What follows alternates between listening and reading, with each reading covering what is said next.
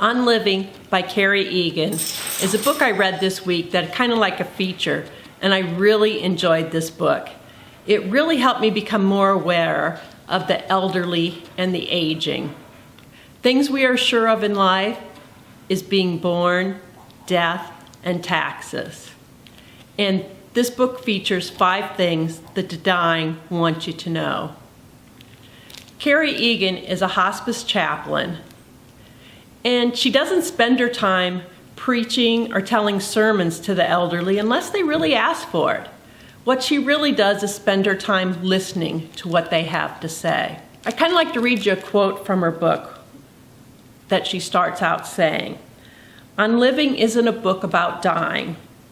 It's a book about living, about making whole the brokenness we all share, by finding courage in the face of fear or the strength to make amends, by becoming profoundly compassionate and fiercely empathetic, by learning to see the world in shades of gray instead of black and white." In this profound, moving, and beautiful book, Eagan passes along all these precious and necessary gifts. Those are very strong words.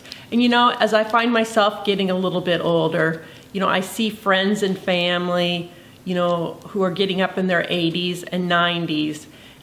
And this book really touched my heart. And I think there are things that we all need to think about as we try to become more comfortable as people age.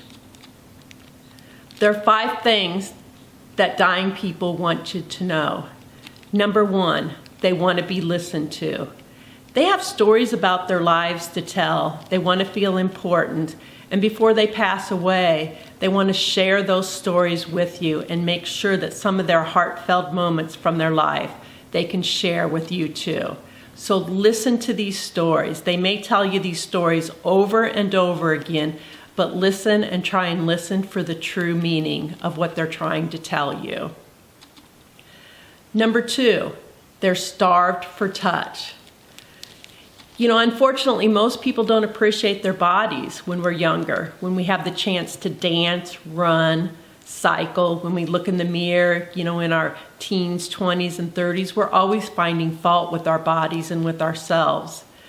But, as you get older, you wished you hadn't done it because your body was an absolutely beautiful thing in your youth. The elderly have a desire to be seen and heard and accepted for who they really are. People's perception of your body doesn't match up with who you are inside. Touch and hold people who are dying and the elderly. Number 3, they want to be loved. They want to feel love inside of themselves. The things you lose do shape who you become, and you don't have to be afraid of never fitting in, of always being on the edge of things. They want to know that they're loved just the way they are. Number 4, the elderly and the dying don't need to be told what to do. My gosh, they're probably already in a nursing home, they're in hospice, they've given up their house, they can't take care of themselves anymore. They absolutely are just tired of being told what to do.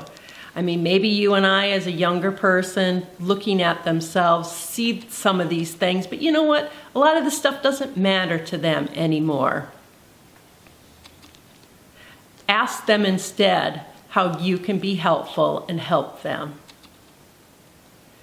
And number 5, they know that you're scared, but they still need you there. There is always change. Change is a constant in our life. But sometimes there's absolutely no meaning to find in that change.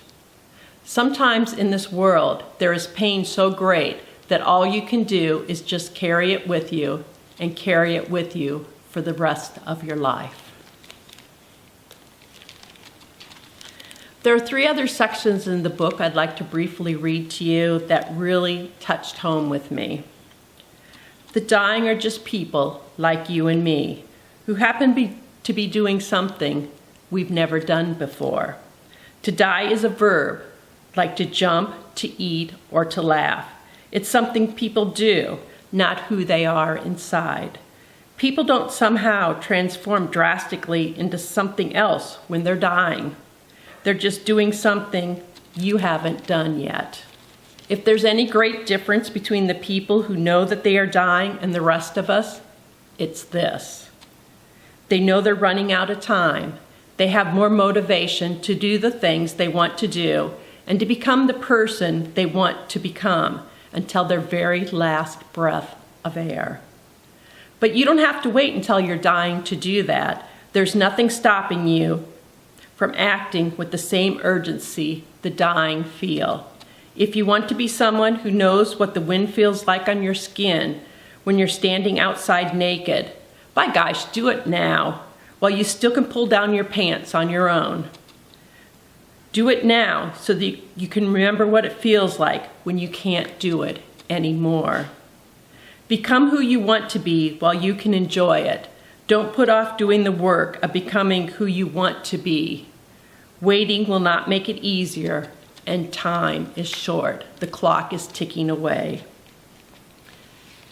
And in closing, on the book on living, this is the final passage I'd like to read to you that really touched home with me and we all need to take a step back and think about.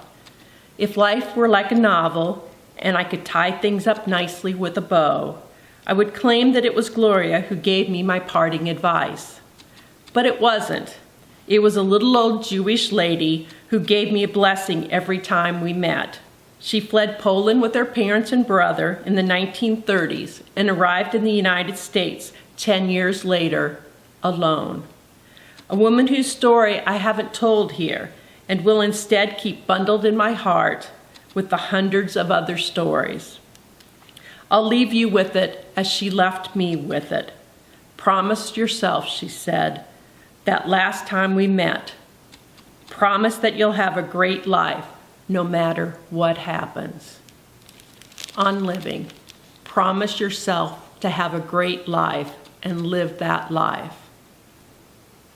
Thanks for joining me at Debbie's Book Vlog, and please subscribe and like below.